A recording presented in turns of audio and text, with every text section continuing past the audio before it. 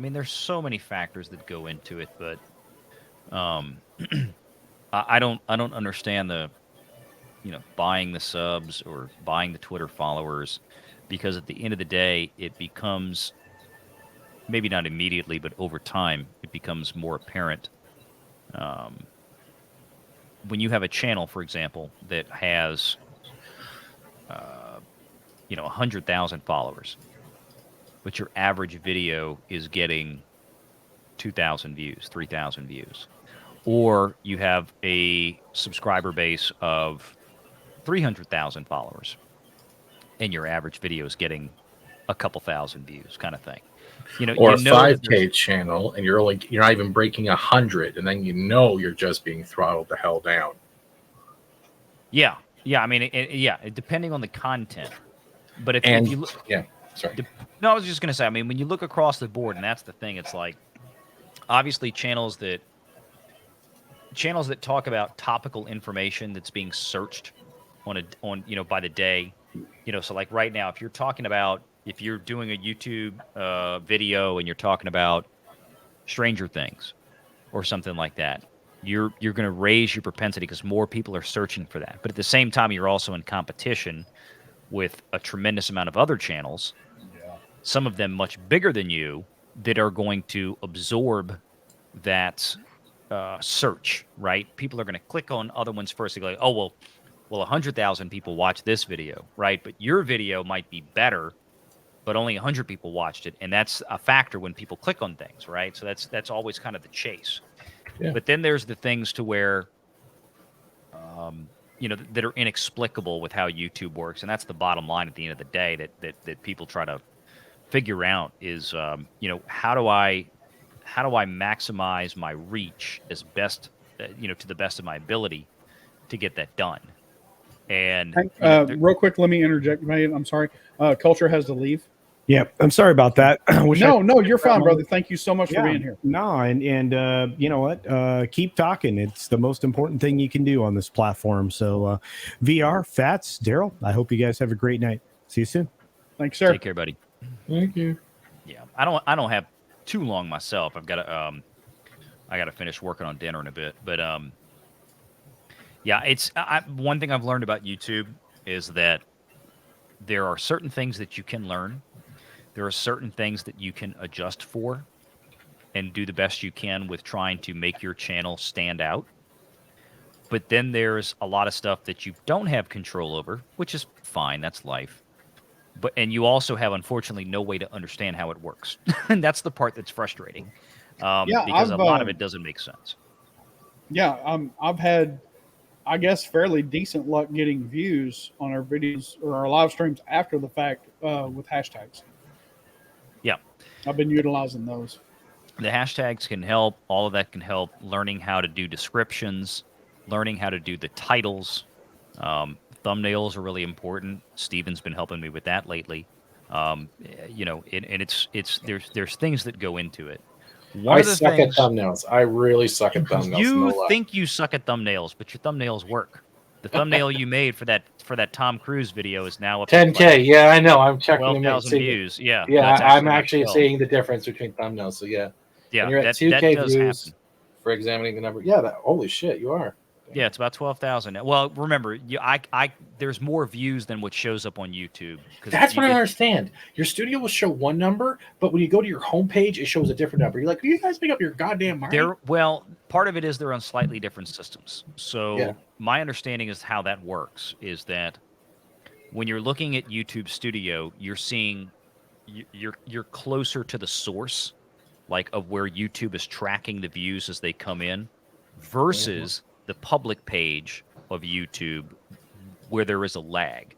And if you have a video that is performing rapidly to where these views are coming in at very fast rates, like all of a sudden, like, let's say you have 1,000 views in an hour, the first hour or something like that, the public YouTube side is just not going to catch up to that. At the end of the first hour, it might show you have 500 views, but on the studio end, you're at 1,200. I mean, that's pretty common. That's across the board. Now, over the course of 2 or 3 days, those two numbers tend to start coming together. You know, like the public side will catch up because, of course, you get a lot of views, you know, in the first 3, 4, 5, 6 hours, and then things start to, you know, slowly trail off. And as that trails off, as the rate of new views coming in starts to decline, it allows the public side to catch up to the studio side and become more in line. So that's one thing I've noticed. But yeah, like I said, it's taken a while to kind of, you know, wrap my head around how things work, and a lot of the stuff that I do it tends to be more topical because I look at the news that fits into my wheelhouse, and then I'll produce a video on that. Now, it just, you know, like if the wheelhouse happens to coincide with popular things like Top Gun or Stranger Things or Obi-Wan or something that's trending that week, because that's what I look at, Hollywood entertainment news, then I've, you know, tried to figure out how to title the video, how to make the description in the video, and then making sure I tag it using, you know, tools like TubeBuddy and stuff like that that can help you start to Narrow. You know, I don't try to put stuff in on descriptors and tags that don't have anything to do with the video. Like, I'm not trying to be a jerk with it, but what I'm trying to do is find what are the biggest search terms related to the stuff I'm talking about in this video that I can then repeat 3, 4, 5, 6 times between a title, the tags, the description, so that when it goes out, that Google algorithm in the SEO picks it up much faster.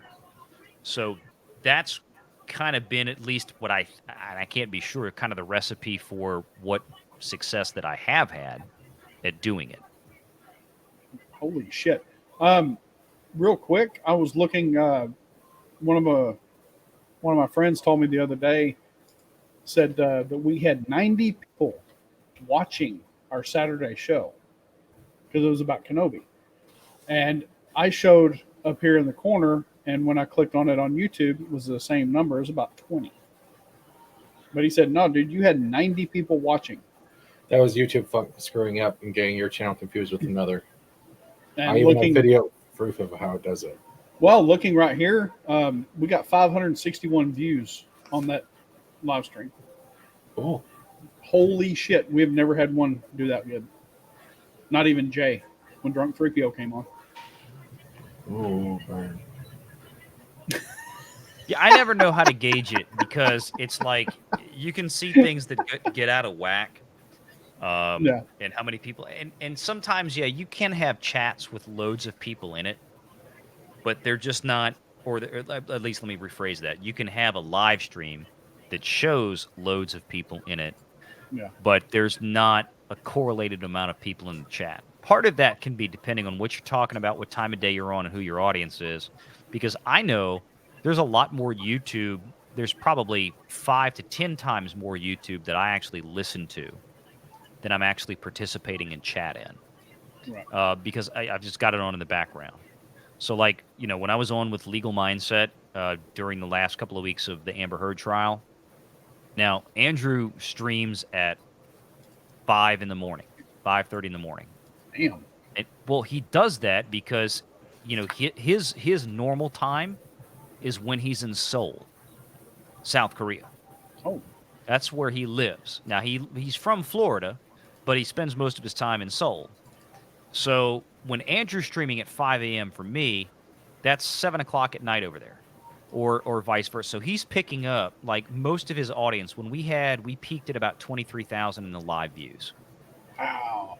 And I was like, one morning we had 10,000, we had 17,000, and then during closing arguments that morning or the morning before, we had 23,000 at the peak.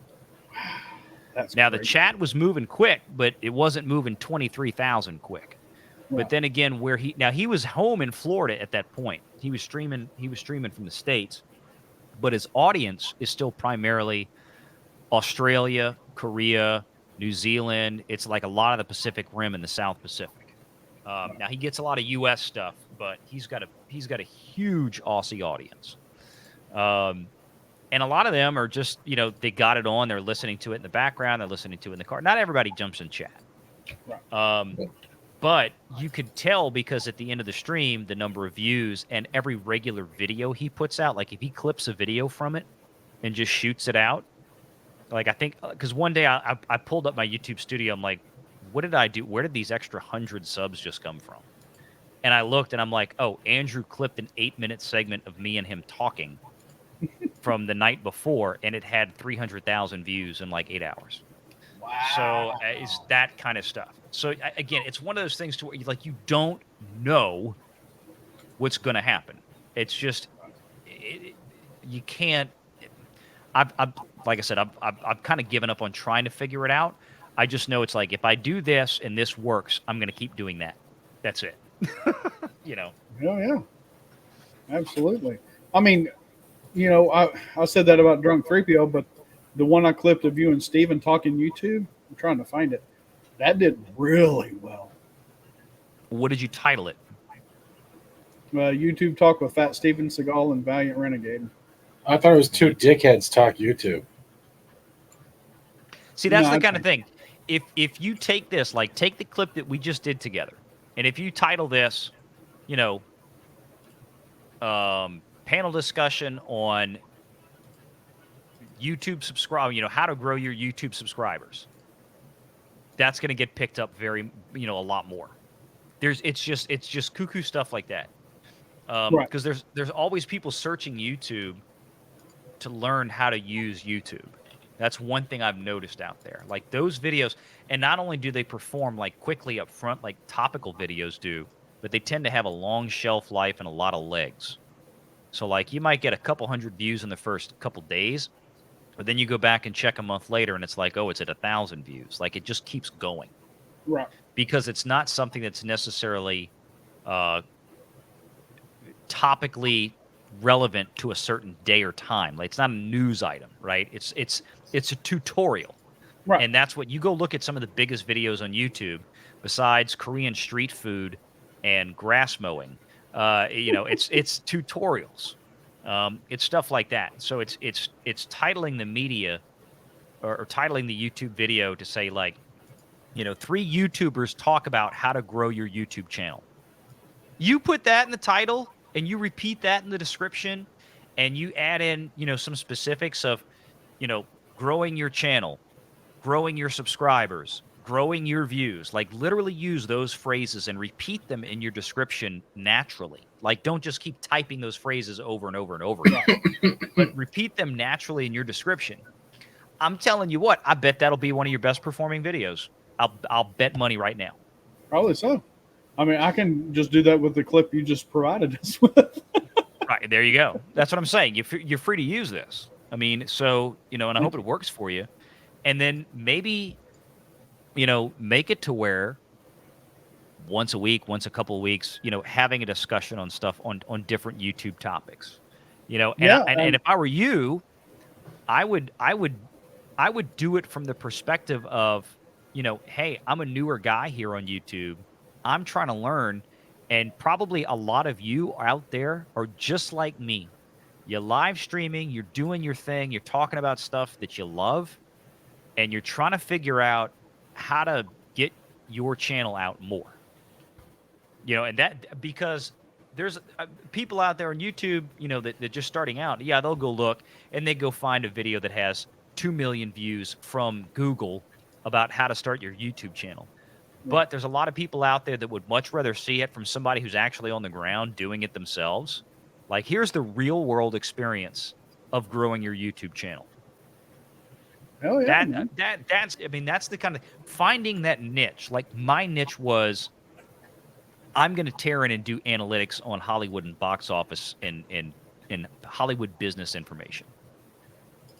There's very few channels out there kind of doing that. So I'm like, that's where I want to go because A, I enjoy it, and that's what's fun for me. And B, I'm going to try to do it differently than what's being done out there, and what is being done is minimal. Yeah. In terms of number of channels. So it's just kind of finding little corners like that.